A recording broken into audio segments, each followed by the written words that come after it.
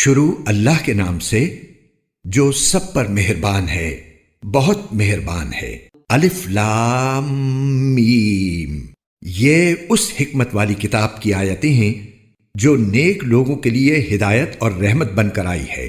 وہ نیک لوگ جو نماز قائم کرتے ہیں اور زکوٰۃ ادا کرتے ہیں اور آخرت کا پورا یقین رکھتے ہیں، وہی ہیں جو اپنے پروردگار کی طرف سے سیدھے راستے پر ہیں، اور وہی ہیں جو فلاح پانے والے ہیں۔ اور کچھ لوگ وہ ہیں جو اللہ سے غافل کرنے والی باتوں کے خریدار بنتے ہیں تاکہ ان کے ذریعے لوگوں کو بے سمجھے بوجھے اللہ کے راستے سے بھٹکائیں اور اس کا مذاق اڑائیں۔ ان لوگوں کو وہ عذاب ہوگا جو ذلیل کر کے رکھ دے گا۔ اور جب ایسے شخص کے سامنے ہماری آیتیں پڑھ کر سنائی جاتی ہیں تو وہ پورے تکبر کے ساتھ منہ موڑ لیتا ہے جیسے انہیں سنا ہی نہیں، گویا اس کے دونوں کانوں میں بہرا پن ہے، لہذا اس کو ایک دکھ دینے والے عذاب کی خوشخبری سنا دو۔ البتہ جو لوگ ایمان لے آئے اور انہوں نے نیک عمل کیے، ان کے لیے نعمتوں کے باغات ہیں جن میں وہ ہمیشہ رہیں گے۔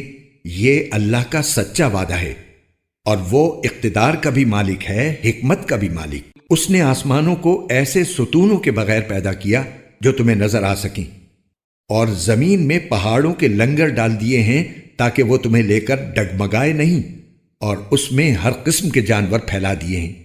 اور ہم نے آسمان سے پانی برسایا، پھر اس زمین میں ہر قابل قدر قسم کی نباتات اگائیں۔ یہ ہے اللہ کی تخلیق۔ اب ذرا مجھے دکھاؤ کہ اللہ کے سوا کسی نے کیا پیدا کیا۔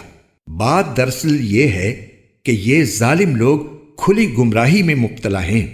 اور ہم نے لقمان کو دانائی عطا کی تھی اور ان سے کہا تھا کہ اللہ کا شکر کرتے رہو، اور جو کوئی اللہ کا شکر ادا کرتا ہے وہ خود اپنے فائدے کے لیے شکر کرتا ہے، اور اگر کوئی ناشکری کرے تو اللہ بڑا بے نیاز ہے، بذات خود قابل تعریف۔ اور وہ وقت یاد کرو جب لقمان نے اپنے بیٹے کو نصیحت کرتے ہوئے کہا تھا کہ میرے بیٹے، اللہ کے ساتھ شرک نہ کرنا، یقین جانو شرک بڑا بھاری ظلم ہے۔ اور ہم نے انسان کو اپنے والدین کے بارے میں یہ تاکید کی ہے کیونکہ اس کی ماں نے اسے کمزوری پر کمزوری برداشت کر کے پیٹ میں رکھا، اور 2 سال میں اس کا دودھ چھوٹتا ہے کہ تم میرا شکر ادا کرو اور اپنے ماں باپ کا، میرے پاس ہی تمہیں لوٹ کر آنا ہے۔ اور اگر وہ تم پر یہ زور ڈالیں کہ تم میرے ساتھ کسی کو خدائی میں شریک قرار دو جس کی تمہارے پاس کوئی دلیل نہیں، تو ان کی بات مت مانو، اور دنیا میں ان کے ساتھ بھلائی سے رہو، اور ایسے شخص کا راستہ اپناؤ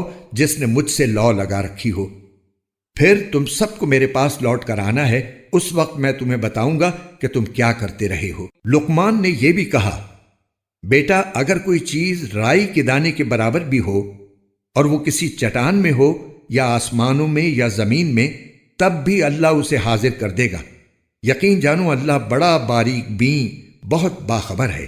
بیٹا نماز قائم کرو اور لوگوں کو نیکی کی تلقین کرو اور برائی سے روکو، اور تمہیں جو تکلیف پیش آئے اس پر صبر کرو، بے شک یہ بڑی ہمت کا کام ہے۔ اور لوگوں کے سامنے غرور سے اپنے گال مت پھلاؤ، اور زمین پر اتراتے ہوئے مت چلو۔ یقین جانو اللہ کسی اترانے والے شیخی باز کو پسند نہیں کرتا۔ اور اپنی چال میں اعتدال اختیار کرو اور اپنی آواز آہستہ رکھو، بے شک سب سے بری آواز گدھوں کی آواز ہے۔ کیا تم لوگوں نے یہ نہیں دیکھا کہ آسمانوں اور زمین میں جو کچھ ہے اسے اللہ نے تمہارے کام میں لگا رکھا ہے، اور تم پر اپنی ظاہری اور باطنی نعمتیں پوری پوری نچھاور کی ہیں؟ پھر بھی انسانوں میں سے کچھ لوگ ہیں جو اللہ کے بارے میں بحثیں کرتے ہیں جبکہ ان کے پاس نہ کوئی علم ہے، نہ ہدایت ہے، اور نہ کوئی ایسی کتاب ہے جو روشنی دکھائے۔ اور جب ان سے کہا جاتا ہے کہ اس چیز کی اتباع کرو جو اللہ نے اتاری ہے، تو وہ کہتے ہیں نہیں، بلکہ ہم تو اس طریقے کے پیچھے چلیں گے جس پر ہم نے اپنے باپ دادوں کو پایا ہے۔ بھلا اگر شیطان ان باپ دادوں کو بھڑکتی آگ کی طرف بلاتا رہا ہو، کیا تب بھی وہ انہی کے پیچھے چلیں گے؟ اور جو شخص فرما بردار بن کر اپنا رخ اللہ کی طرف کر دے اور نیک عمل کرنے والا ہو تو اس نے یقیناً بڑا مضبوط کنڈا تھام لیا، اور تمام کاموں کا آخری انجام اللہ ہی کے حوالے ہے۔ اے پیغمبر، جس کسی نے کفر اپنا لیا ہے تمہیں اس کا کفر صدمے میں نہ ڈالے، آخر انہیں ہمارے پاس ہی تو لوٹنا ہے، پھر ہم انہیں بتائیں گے کہ انہوں نے کیا کیا ہے۔ یقیناً اللہ سینوں میں چھپی ہوئی باتوں کو بھی خوب جانتا ہے۔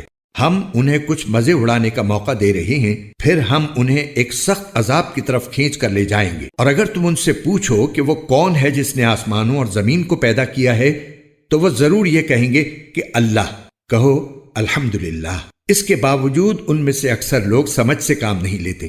اللہ ہی کا ہے جو کچھ آسمانوں اور زمین میں ہے، بے شک اللہ ہی ہے جو سب سے بے نیاز ہے، بذات خود قابل تعریف۔ اور زمین میں جتنے درخت ہیں اگر وہ قلم بن جائیں، اور یہ جو سمندر ہے اس کے علاوہ 7 سمندر اس کے ساتھ اور مل جائیں، اور وہ روشنائی بن کر اللہ کی صفات لکھیں، تب بھی اللہ کی باتیں ختم نہیں ہوں گی۔ حقیقت یہ ہے کہ اللہ اقتدار کا بھی مالک ہے، حکمت کا بھی مالک۔ تم سب کو پیدا کرنا اور دوبارہ زندہ کرنا اللہ کے لیے ایسا ہی ہے جیسے ایک انسان کو پیدا کرنا اور دوبارہ زندہ کرنا۔ یقیناً اللہ ہر بات سنتا، ہر چیز دیکھتا ہے۔ کیا تم نے نہیں دیکھا کہ اللہ رات کو دن میں داخل کر دیتا ہے اور دن کو رات میں داخل کر دیتا ہے، اور اس نے سورج اور چاند کو کام میں لگا رکھا ہے کہ ہر ایک کسی متعین میعاد تک رواں دواں ہے؟ اور کیا تمہیں یہ معلوم نہیں کہ اللہ پوری طرح باخبر ہے کہ تم کیا کرتے ہو؟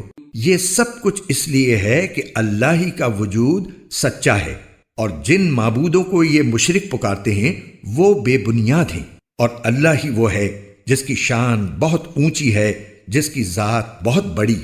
کیا تم نے نہیں دیکھا کہ کشتیاں سمندر میں اللہ کی مہربانی سے چلتی ہیں تاکہ وہ تمہیں اپنی کچھ نشانیاں دکھائے؟ یقیناً اس میں ہر اس شخص کے لیے بہت سی نشانیاں ہیں جو صبر کا پکا اعلیٰ درجے کا شکر گزار ہو۔ اور جب موجیں صاحبانوں کی طرح ان پر چڑھ آتی ہیں تو وہ اللہ کو اس طرح پکارتے ہیں کہ اس وقت ان کا اعتقاد خالص اسی پر ہوتا ہے۔ پھر جب وہ ان کو بچا کر خشکی پر لے آتا ہے تو ان میں سے کچھ ہیں جو راہ راست پر رہتے ہیں، باقی پھر شرک کرنے لگتے ہیں۔ اور ہماری آیتوں کا انکار وہی شخص کرتا ہے جو پکا بد عہد پرلے درجے کا ناشکرا ہو۔ اے لوگو، اپنے پروردگار کی ناراضی سے بچو اور ڈرو اس دن سے جب کوئی باپ اپنے بیٹے کے کام نہیں آئے گا، اور نہ کسی بیٹے کی یہ مجال ہوگی کہ وہ اپنے باپ کے ذرا بھی کام آ جائے۔ یقین جانو کہ اللہ کا وعدہ سچا ہے، اس لیے ایسا ہرگز نہ ہونے پائے کہ یہ دنیاوی زندگی تمہیں دھوکے میں ڈال دے، اور ایسا ہرگز نہ ہونے پائے کہ وہ شیطان تمہیں اللہ کے معاملے میں دھوکے میں ڈال دے جو سب سے بڑا دھوکے باز ہے۔